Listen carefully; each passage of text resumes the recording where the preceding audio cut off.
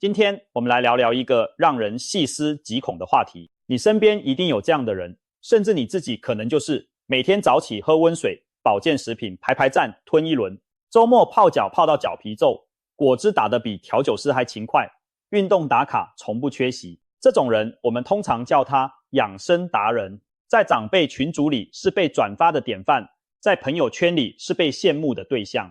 可问题来了，为什么偏偏就是这些最注重健康的人，体检报告上却总是红字一堆？为什么有些人烟酒不忌，活到90，而那些把健康当成宗教信仰的人，反而三高缠身，甚至罹癌？这不是玄学，这是科学。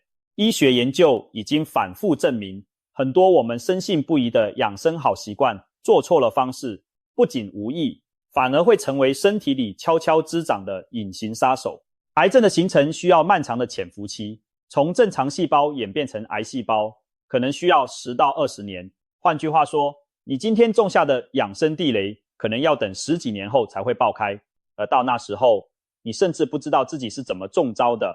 今天我们就从第10名开始，一路倒数到第1名，盘点10个最常被误解的养生行为，越到后面越可怕。而第1名，台湾真的有太多人都在做。看完这支影片，也许你会发现，原来自己一直在用最认真的态度，做着最伤害身体的事情。准备好了吗？我们开始。第10名，过度运动。你没看错，运动居然也能上榜。先别急着关掉影片，听我说完。运动当然是好事，世界卫生组织建议成年人每周至少进行150分钟的中等强度运动，这是有大量科学证据支持的。问题不在于运动本身，而在于过度这2个字。什么叫过度？就是那种每天跑10公里还嫌不够，周末再来个半马的人，那种健身房打卡比上班还准时，练到肌肉撕裂还觉得是突破自我的人，那种膝盖已经在抗议了，但脑子里的声音说再多跑1圈就好的人。林口长庚医院血液肿瘤科医师曾经公开提醒，过度运动反而会让身体进入慢性发炎状态。什么意思呢？你的身体在剧烈运动后需要修复，适度的修复是正常的免疫反应，但如果你天天把身体操到极限，免疫系统就像一个被加班加到崩溃的员工，他不是不想工作，是真的累到没办法好好工作了。免疫力一旦下降，癌细胞就有了可乘之机。更可怕的是，很多过度运动的人同时还在严格控制饮食，吃得少动得多，身体长期处于能量赤字状态。这就像让一台车油箱见底还要跑高速公路，引擎迟早报废。研究发现，长期过度运动会导致皮质醇持续升高。皮质醇就是压力荷尔蒙，它会抑制免疫系统，促进脂肪堆积在内脏，甚至影响甲状腺功能。所以正确的做法是什么？运动要适量，要有休息日，要听身体的声音。你不需要每天都练到虚脱才叫努力，规律且适度的运动才是真正对身体好的方式。第9名，趁热吃，趁热喝。来，趁热吃，汤要喝烫的才有味道，茶要趁热喝才养生。这些话是不是很耳熟？在台湾，在整个华人文化圈，趁热简直是餐桌上的最高指导原则。长辈们坚信冷的伤，胃热的养生。可科学告诉我们一个残酷的事实，你嘴巴觉得舒服的温度，你的食道可不这么认为。世界卫生组织下辖的国际癌症研究机构早就发布过报告，饮用摄氏65度以上的热饮会增加罹患食道癌的风险。65度是什么概念？就是你刚泡好的茶，刚煮好的汤，那种端起来嘴唇会觉得烫，但你硬吞下去的温度。伊朗、美国和英国组成的研究团队在2020年发表了一篇研究，结果令人震惊。每天喝60度以上的茶超过700毫升，食道癌的风险会增加 90%， 几乎等于翻倍。你想想看，多少人每天早上一壶滚烫的茶，中午一碗刚起锅的汤，晚上再来个热腾腾的火锅，这一天下来，你的食道经历了多少次岩浆洗礼？食道黏膜其实很脆弱，被反复烫伤之后，它需要不断修复，而每一次修复都是细胞分裂的过程。分裂的越频繁，出错的几率就越高。出了什么错呢？就是长出不该长的东西，也就是癌细胞。曾经有一位60多岁的妇人，因为吞咽困难就医，连稀饭都吞不下去，半年内体重掉了8公斤。检查结果，食道癌末期，已经转移到肺部和肝脏。医生询问他的饮食习惯，发现他常年独居，习惯边看电视边喝米酒，配腌制酱菜，还特别爱喝反复煮滚的咸菜肉汤和烫口的热汤。肿瘤科医师听完都摇头，说这么多致癌习惯加在一起，不生病才奇怪。所以记住一个简单的原则，只要你的舌头觉得烫，就别急着吞下去，放凉一点再吃，你的食道会感谢你。第8名，极端素食。素食本身不是坏事，环保、慈悲、减少碳排放，这些都是很好的理念，但问题出在极端2个字。有一群人不是为了宗教或环保吃素，而是因为深信肉类是万病之源，吃素就不会得癌症，于是把所有动物性食品赶尽杀绝，只吃蔬菜水果和谷物。这种想法有多危险？让我们看看科学怎么说。纯素饮食如果营养搭配不当，最容易缺乏的就是蛋白质、铁质、维生素 B12、锌和 Omega-3 脂肪酸。这些东西听起来像是化学课的名词，但它们每一个都是你免疫系统的弹药，缺了它们，免疫大军就像是拿着空枪上战场。蛋白质不足会导致肌少症，尤其是中老年人。你以为自己在养生，其实肌肉正在悄悄流失。肌肉不只是让你看起来结实而已，它是身体最大的代谢引擎。肌肉少了，代谢就慢了，代谢慢了，各种毛病就来了。维生素 B12 更是只存在于动物性食品中，长期缺乏会导致贫血、神经损伤，甚至认知功能下降。更让人担心的是，有些极端素食者会用大量的精致淀粉和糖来替代肉类带来的饱足感，白饭吃3碗，面包当零食，果汁当水喝。这种伪素食的饮食方式，实际上摄入的糖分和碳水化合物远超标准，反而增加了脂肪肝、糖尿病和某些癌症的风险。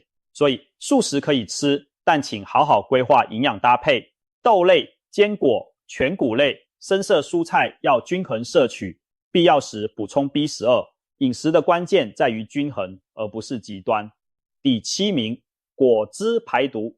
排毒这2个字大概是养生界最成功的行销话术。果汁排毒、断食排毒、酵素排毒，各种排毒法层出不穷，其中最受欢迎的莫过于打果汁。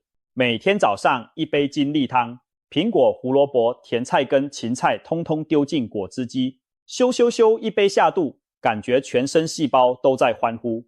但真相是什么？你喝下去的那杯果汁含糖量可能跟1杯手摇饮差不多。1颗苹果大概含有10克糖，你平常吃1颗就饱了，但打成果汁呢？你可能一次就用了3颗苹果加2根香蕉，再来点芒果。这1杯下来，含糖量轻松超过40克，相当于10颗方糖。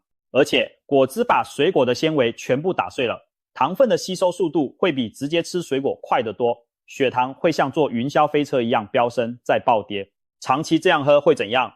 胰岛素反复大量分泌，胰脏负担加重，脂肪在肝脏堆积，形成脂肪肝，而脂肪肝正是肝癌的前一步。台湾的脂肪肝盛行率已经非常高了，很多人以为脂肪肝是吃油炸食物造成的，殊不知爱喝果汁、含糖饮料的人一样中招。因为不管是果糖还是蔗糖，进入身体后都会被转化为三酸甘油脂，而三酸甘油脂特别喜欢囤积在肝脏。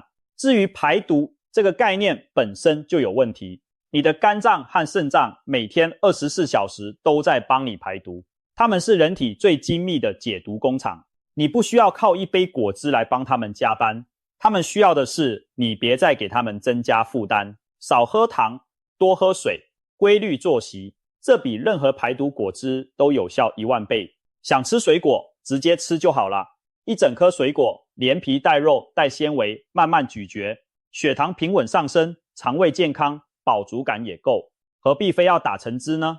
第6名，节俭吃剩菜隔夜饭。这一条可能会让很多长辈不开心，但我还是得说，在台湾，很多家庭都有惜食的美德，剩菜剩饭舍不得倒，隔天热一热继续吃，甚至有些阿公阿妈水果切掉烂的部分继续吃，油炸完的油继续用，筷子用了好几年舍不得换。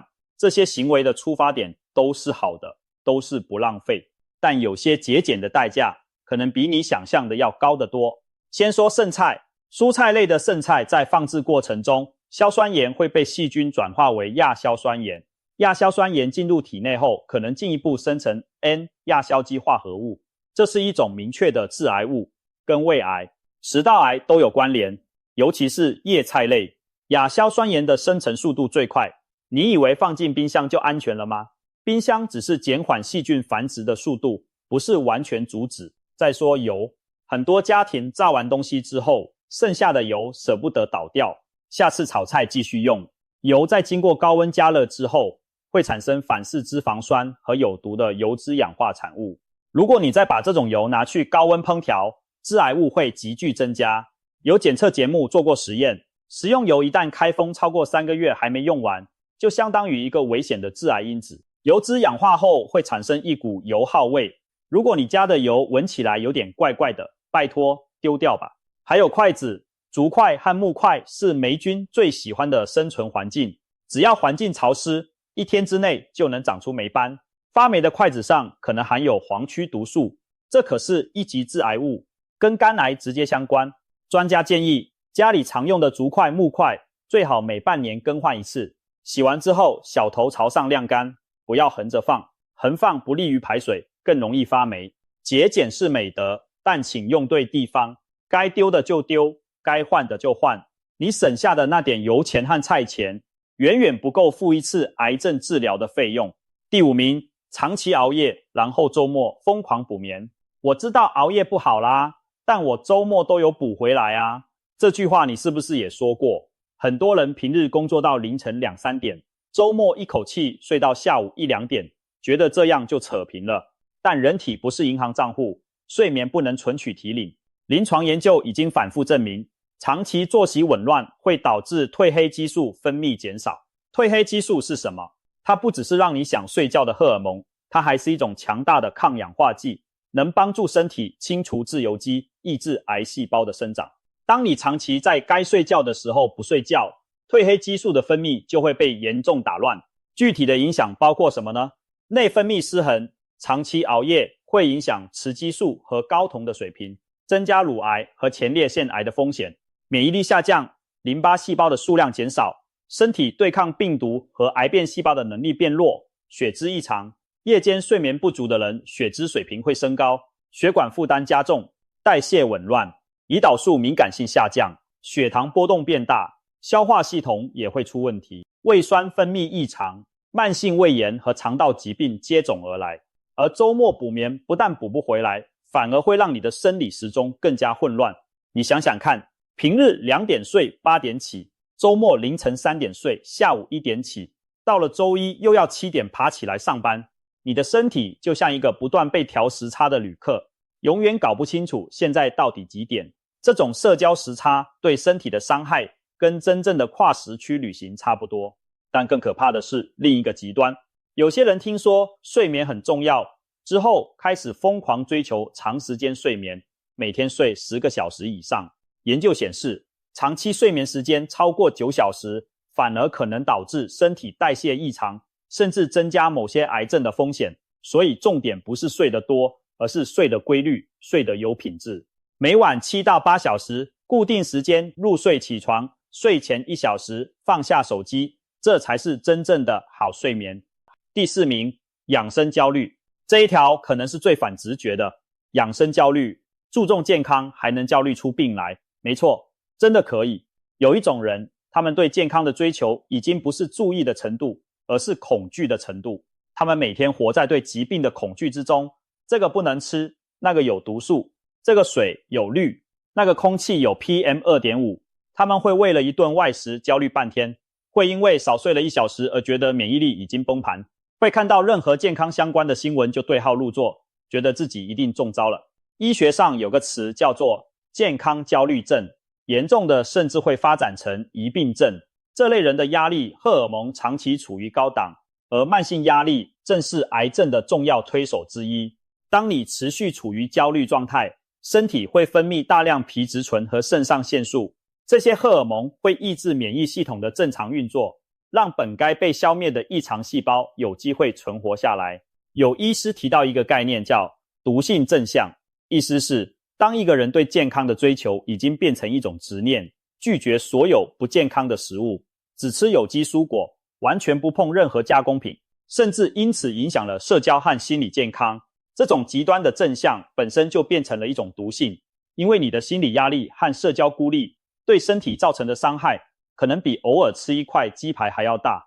和性致癌中心医院的肿瘤内科医师就曾经说过，只要你每天睡好觉，多运动，均衡饮食，保持心情愉快，身体的肝和肾就会有正常的排毒功能。就算偶尔吃些不那么健康的东西，也会被身体代谢掉，不必过度紧张。健康的关键从来不是把自己关在一个无菌室里，而是在合理的范围内，让身心都处于平衡的状态。偶尔放松一下，吃顿想吃的，跟朋友聚个餐，这些对你的免疫系统来说，可能比任何养生秘方都有效。第三名，迷信各种排毒养生法，泡脚排毒、淋巴排毒、汗蒸排毒、灌肠排毒、拍打排毒，你听过几种？在养生圈里，排毒大概是最万用的词汇了。不管什么方法，只要加上排毒2个字，立刻变得高大上。泡脚不只是泡脚，是排出体内湿气毒素；拍手不只是拍手，是打通经络，排出淤积毒素；流汗不只是流汗，是透过毛孔排出重金属毒素。先说一个基本事实，你的身体不是一个充满毒素的垃圾场。毒素这个词在现代医学里有明确的定义，指的是能对人体造成伤害的特定化学物质，比如酒精代谢后产生的乙醛，或是某些药物的代谢产物，而不是养生圈里那种模糊的、万能的、什么都能往上套的毒素。你的肝脏每天处理数以千计的化学反应，把有害物质转化为无害物质。你的肾脏每天过滤大约180升的血液，把废物变成尿液排出。你的肺每天呼出二氧化碳，你的肠道每天排出消化后的废物。这些器官就是你最强大的排毒系统，它们24小时不间断的运作，不需要你额外花钱买什么排毒产品来帮忙。但问题不只是花冤枉钱，有些排毒法本身就有健康风险，比如某些草药泡脚方成分不明，长期使用可能导致皮肤过敏，甚至经皮吸收有害物质。比如灌肠排毒，可能破坏肠道菌群的平衡，导致电解质紊乱，严重的甚至会造成肠穿孔。比如拍打疗法，用力拍打身体，可能造成组织损伤和皮下出血。这根本不是什么毒素被拍出来了，而是微血管破裂的淤血。真正需要排的不是什么神秘毒素，而是这些伪科学观念：多喝水、均衡饮食、规律运动、充足睡眠，你的排毒系统自然会运作得很好。第二名，迷信中草药进补。中药是天然的，吃了不会有副作用，冬天就是要补一补。来碗十全大补汤，我都定期去中药房抓药来保养身体。这些观念在台湾根深蒂固，尤其是中老年族群，几乎把中草药进补当成一种生活方式。首先我要说，中医是一套有历史、有理论体系的医学，很多中药方剂在正规中医师的辩证论治下确实能发挥作用，但问题出在哪里？出在自行进补和天然就是安全这两个致命的迷思。天然绝对不等于安全，毒蘑菇是天然的，砒霜是天然的，马兜铃酸也是天然的。马兜铃酸是什么？它存在于某些中草药里，比如广防己、关木通和马兜铃，长期摄入会导致肾脏严重受损，甚至引发泌尿道癌症。这不是危言耸听，国际癌症研究机构已经把含马兜铃酸的植物列为1级致癌物。台湾过去的洗肾率高居世界前列，滥用中草药被认为是原因之一。还有一个更普遍的问题，很多人去中药房自己抓药，或是听邻居朋友推荐某个偏方就照吃不误。这些药材的来源品质你无法确认，剂量是否适合你的体质你也不知道，甚至有些药材可能被农药或重金属污染。你以为在保养身体，实际上可能在慢性毒害自己的肝肾。肝脏是人体最重要的代谢器官，所有吃进去的东西都要经过肝脏处理。当你不断往身体里塞各种来路不明的补品和偏方时，肝脏的负担会越来越重。到各大医院的洗肾中心去看看，里面有不少人就是因为长期乱吃保健品和偏方而把肾脏搞坏的。保肝的方法从来不是吃更多保肝产品，而是少吃不必要的东西，让肝脏好好休息。正确的做法是，如果你真的想用中药调理身体，请去看正规的中医师，让专业的人来帮你辩证开方，不要自己当医生，不要相信来路不明的偏方，不要以为天然就可以随便吃。第一名，狂吞保健食品，终于来到第一名了。如果你是台湾人，请你先低头看看你的桌上、你的包包里、你家的厨房架上，是不是摆了一整排瓶瓶罐罐维他命 C、维他命 B 群、维他命 D、维他命 E、鱼油、叶黄素、益生菌、钙片、锌片、胶原蛋白、葡萄籽、Q10、灵芝、牛樟芝、褐藻糖胶。你每天早上是不是要吞个5-6颗甚至10几颗，才觉得今天的健康功课做完了？台湾人对保健食品的狂热程度在全球名列前茅。根据统计，台湾使用维生素与保健食品的比例与美国并列全球第4，超过1/4的民众每天都在吃保健食品，而在癌症病友中，这个比例更是高达 82%， 其中有 7% 的病友同时吃超过10种保健食品，甚至有人完全中断正规治疗，只靠保健食品抗癌。这有多恐怖？让我们来看看科学怎么说。美国国家癌症研究所发表在医学顶级期刊的研究指出，吃综合维他命的人比不吃的人死亡风险略高。你没听错，不是降低，是略高。欧洲临床营养及代谢学会的癌症患者营养指南更是白纸黑字写着，不建议用单一且高剂量的保健食品来帮助抗癌。具体来说，哪些保健品最容易出问题？第一个，贝塔胡萝卜素从天然蔬果中摄取，确实可能降低某些癌症的风险，但如果你是透过保健食品大量补充，抱歉，研究显示这反而可能刺激癌细胞周围的新生血管，让癌细胞分裂更旺盛，对吸烟者来说更危险。芬兰一项涉及3万名吸烟男性的研究发现，补充贝塔胡萝卜素后，肺癌风险上升了 22% 到 31%。 第二个，维他命 E， 很多人吃它是为了抗氧化，但过量补充的结果却是矛盾的。有研究发现，高剂量维他命 E 非但不能预防癌症，反而可能增加某些癌症的风险。心血管疾病患者尤其要小心，剂量过高时反而无法保护心脏。第三个，钙片。有研究发现，每天摄取超过1000毫克的钙质补充剂，可能增加癌症的死亡率。你以为在补骨头，结果可能在养癌细胞。第四个，高剂量叶酸和维他命 B12。一篇发表在美国医学会期刊的挪威研究指出，心脏病患者如果服用高剂量的叶酸和维他命 B12， 罹癌风险增加，其中肺癌风险上升了 25%。 为什么会这样？原因很复杂，但核心逻辑其实很简单。保健食品把某一种营养素从食物中孤立出来，高度浓缩，然后让你大量吞服。但人体是一个极其精密的系统，每一种营养素都需要在特定的比例和环境下才能发挥作用。